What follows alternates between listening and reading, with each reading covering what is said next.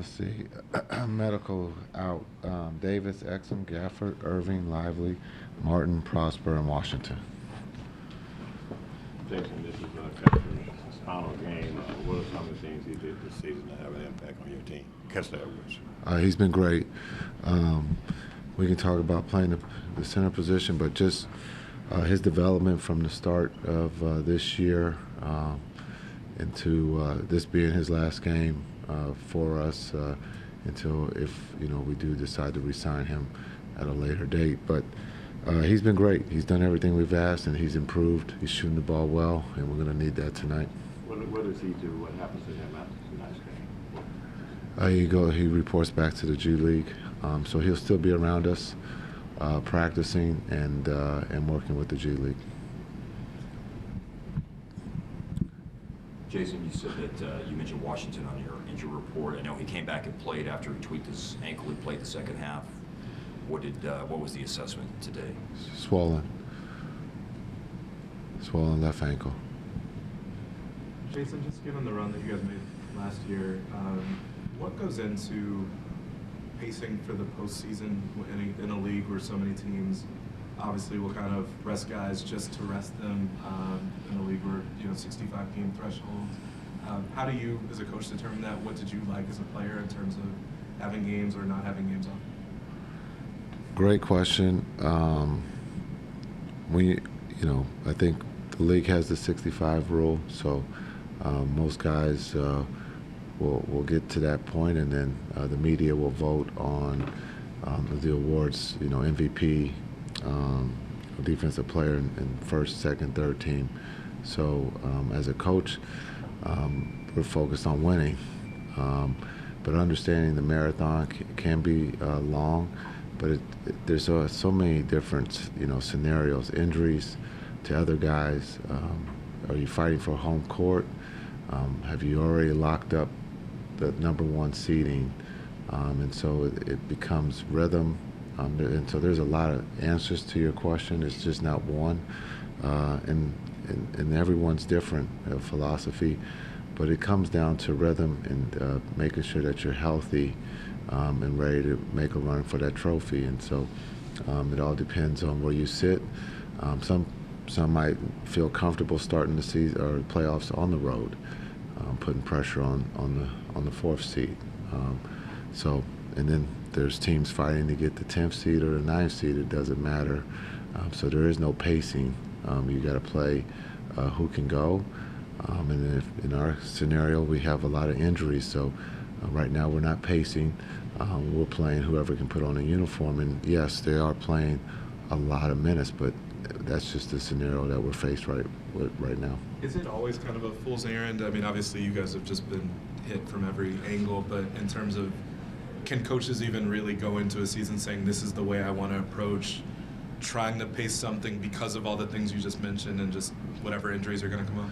Yeah, I mean, there's always, you have the Olympics, you have playing into June, and, if you've gone back to back, or if you're, have just played into June, it's a short summer. As a coach or with a training staff, you could talk about minutes early on in the season, but also you got to see how that schedule stacks. Some have a heavier first half of the season, could be a little bit more competitive than the second half of the season when it's a sprint. Jason, when you signed Kai Jones back in early March, before you signed him, he played like a couple hours in his first game after you signed him. You said that the key would be to keep it simple. Has simplicity been the biggest factor in the success that he's having with you?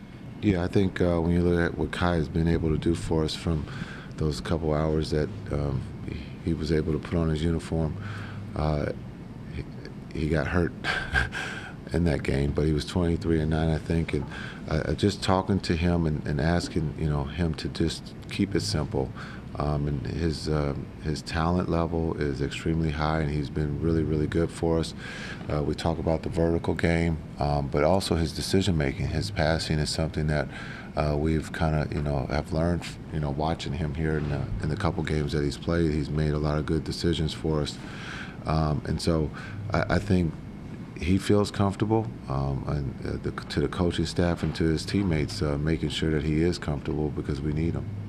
Jason, you hinted that possibly get a body back for tonight's game. Obviously, we didn't know that PJ was going to get hurt yesterday, but when you said that, were you referring to one of the two big men that are still out, or were you referring to like Caleb? No, it was just maybe a wing, working towards that, but it didn't work out that way. So we'll see. Again, the workout this morning, and then hopefully if there's positive news on Thursday that we can get a body back. And I think with AD coming out in a positive way after last night's game, being able to have Tuesday and Wednesday, tomorrow being a travel day to Orlando, we'll see how he feels, and hopefully he's back for Thursday. In terms of Lively and Gafford, is any one closer than the other? No, they're both tied. Because I can't be wrong if one comes back before the other, so I'm trying to take the non-wrong approach. But I think they're both working extremely hard to get back, and they both want to play. And so I can't tell you that one is ahead of the other, but hopefully they both come back at the same time, or one does come back before the other. It's not a contest to see who comes back first, but we want them both to be healthy. They both, again, want to play, and they're working extremely hard to get back. Jason, your last year was here before you started coaching. I'm just wondering, Mike Woodson was the coach here. Did you pick up anything from him that you've used in your coaching tenure? Yeah, Woody was my last coach, and he was a great coach. We had a great run here. I blamed him for ending my career. But it was really Raymond's injury that ended my career, because they had to play me a little bit more than they wanted to. But it's no one's fault, because everybody gets a little personal when you make jokes. But when you look at what Woody's approach, his ability to keep it simple but to keep it real, in that film room he kept it real. He would coach Melo. He would coach Amari. And he wasn't afraid to coach the stars, and that's what I really appreciated. The time with Woody, and ever since then we have still become friends. We're still friends. We still talk to each other all the time. But what he did that year when I was with New York was fun. But also to see that he wasn't afraid to coach Melo about his defense, and then also just being able to teach the game to the younger players, even though we were an old team. Thanks. Thank you.